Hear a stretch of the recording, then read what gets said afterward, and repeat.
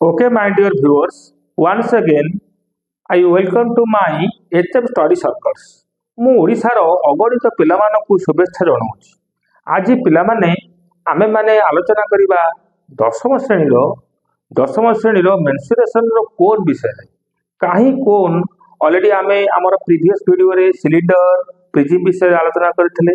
ଆଜି in this topics will discuss on the cone ବିଷୟରେ ଆଲୋଚନା କରିବା। କୋନ୍ର ଆୟତନ, କୋନ୍ର କ୍ଷେତ୍ରଫଳ, କୋନ୍ର ସମଗ୍ର କ୍ଷେତ୍ରଫଳ ବିଷୟରେ ମଧ୍ୟ ଆମେ ଆଜି ଆଲୋଚନା କରିବା। ଚାଲ ପିଲେ ଟପିକ୍ ଆଜି କ'ଣ ହେଲା? କୋନ୍। ସୋ ଆଜି ପିଲାମାନେ ଆମେ କୋନ୍ ବିଷୟରେ ଆଲୋଚନା କରିବା। ମୁଁ ପ୍ରଥମେ ଗୋଟେ କୋନ୍ର ଚିତ୍ର ନେଇଯିବି। ତେବେ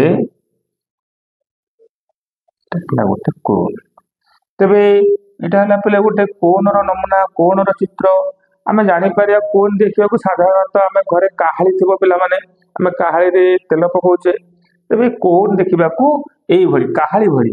ତେବେ କୋନ୍ର ଗୋଟେ ଶୀର୍ଷ ବିନ୍ଦୁ ଥାଏ। ଏଇଟା ହଉଛି କ'ଣ ହେଲା ନା କୋନ୍ର ଶୀର୍ଷ ବିନ୍ଦୁ। ଦେନ୍ କୋନ୍ର ବେଷ୍ଟି ପିଲାମାନେ କ'ଣ ହେଇଛି ନା ଗୋଟେ ବୃତ୍ତାକୃତି ଅଛି। ଦେଖାଯାଉ ଦେଖିପାରୁଥିବେ ଏଇଟା ଗୋଟେ ବୃତ୍ତାକୃତି ଅଛି। ତେବେ ଏଇ ବୃତ୍ତର ମଧ୍ୟ ଗୋଟେ ବ୍ୟାସାର୍ଦ୍ଧ ରହିଛି। ବୃତ୍ତର ଗୋଟେ ବ୍ୟାସାର୍ଦ୍ଧ ରହିଛି, କିନ୍ତୁ ଏ କୋନ୍ଟିର ଉଚ୍ଚତା ରହିଛି h। ଏଇଟା ହଉଛି କୋନ୍ର ଉଚ୍ଚତା। ଧରାଯାଉ ଆମର ଏ ଶୀର୍ଷ ବିନ୍ଦୁଟି ହେଲା a। ଧରାଯାଉ ଏଇଟା ହେଲା ଏ ଲମ୍ବ ଭାଗ ରହିଛି b, ଏଇଟା ରହିଛି c। ତେବେ ଏଠି ଏ ବି ରହିଛି କ'ଣ ନା ହାଇଟ୍, ଏବଂ ଏଠାରେ BC ଅଛି କ'ଣ ନା ରେଡିୟସ୍। ତେବେ ଏଇ ବୃତ୍ତାକୃତି ଆଧାରର ରେଡିୟସଟି ରହିଛି କେତେ ନା ଧରାଯାଉ ସ୍ମଲ୍ r। ସୋ ଏଠି ଆମକୁ h ରହିଲା, ଏଠି r ରହିଲା। କିନ୍ତୁ କୋନ୍ର ଆଉ ଗୋଟେ ପିଲାମାନେ ବକ୍ର ତଳର ଦୈର୍ଘ୍ୟ, ଏଇଟା ଯୋଉଟା ଏଇଟା ବକ୍ର ତଳର ଦୈର୍ଘ୍ୟ। ତେବେ ଏଇଟାକୁ L କୁହାଯାଏ। କ'ଣ କୁହାଯାଏ? L କୁହାଯାଏ। ତେବେ L ଇଜ ଇକ୍ୱାଲ ଟୁ ଏଠି h ର ସ୍କୋୟାର ପ୍ଲସ୍ r ର ସ୍କୋୟାର ହୋଲର ରୁଟ୍ ଓଭର। ଆମକୁ ଏଠି L ବକ୍ରତଳର ଦୈର୍ଘ୍ୟ ବାହାର କରିବାକୁ ପଡ଼ିବ।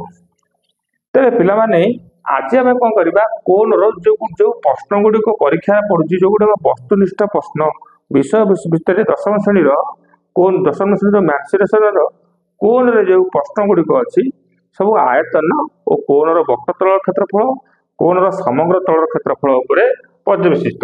First let's discuss to the କୋନ୍ର କ'ଣ ଭଲ୍ୟୁମ୍ ଅଫ୍ କୋନ୍। ତେବେ କୋନ୍ର ଆୟତନ,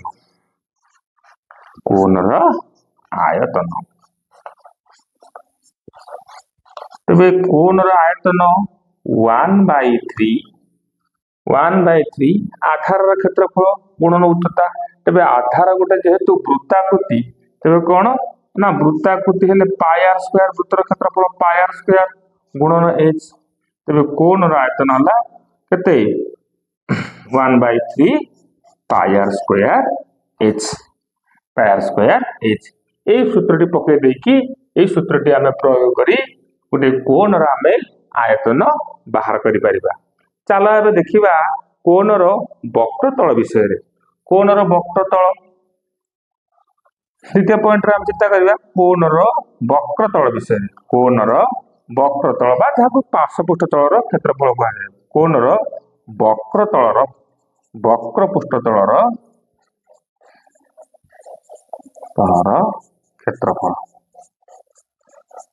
କ୍ଷେତ୍ରଫଳ ସେଭଳି ବକ୍ରତଳର କ୍ଷେତ୍ରଫଳ πrl। ତେବେ πrl କାହିଁକି ପିଲେ ଆମେ ଡିସ୍କସନ କରିବା। ତେବେ πrl, ତେବେ l ର ଆମେ କାହିଁକି l ର ମୂଲ୍ୟ a square plus r square root over କଲେ? କାହିଁକି ନା କୋନ୍ର ବକ୍ରତଳର ପୃଷ୍ଠତଳ କ୍ଷେତ୍ରଫଳ πrl। ର ମୂଲ୍ୟ 22/7, r ର ରେଡିୟସ୍ ଯାହା ଦେଇଥାଉ ଆମେ ସେ ରେଡିୟସ୍ ଟି ପୁଟ୍ କରିବା, ଏବଂ ଯଦି l ଦେଇନଥାଉ ଆମେ l ଟିକୁ ବାହାର କରିବା। l ଟିକୁ ବାହାର କରି ଆମେ πrl କଲେ ଯାଇକି ଗୋଟିଏ କୋନ୍ର ବକ୍ରତଳର କ୍ଷେତ୍ରଫଳ ବାହାରି ପାରିବ। ଦେନ୍ ପିଲାମାନେ ଶେଷରେ ଆମେ ଆଲୋଚନା କରିବା କୋନ୍ର ସମଗ୍ର ପୃଷ୍ଠତଳର କ୍ଷେତ୍ରଫଳ। କୋନ୍ର ସମଗ୍ର ପୃଷ୍ଠତଳର କ୍ଷେତ୍ରଫଳ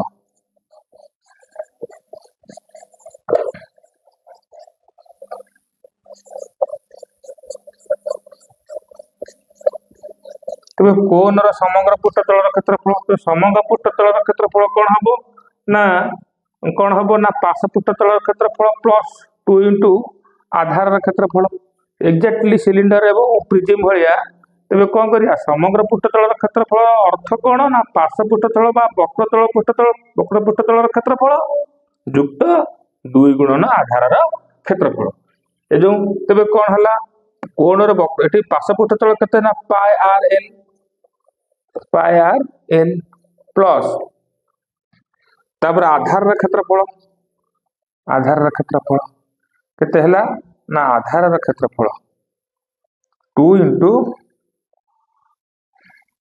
पायर स्क्वायर अर्थ ना पायर स्क्वायर अर्थ कौन ना आधार क्षेत्रफल तेबे कोन समग्र पृष्ठतलर क्षेत्रफल हला केते ना पाई आर एल जेटा वक्र पृष्ठतलर क्षेत्रफल pi r l plus pi r square कहीं ना कोन आधार टी होची कोन ना गोटे वृत्ताकृति so dear students now already we have discussed to the कोनर आयतन कोनर वक्र पृष्ठतलर क्षेत्रफल एंड कोनर समग्र पृष्ठतलर क्षेत्रफल आमे जदि गोटे आमे उदाहरण नबा उदाहरण माध्यम रे आमे आपको भल भाव बुझी परिबा।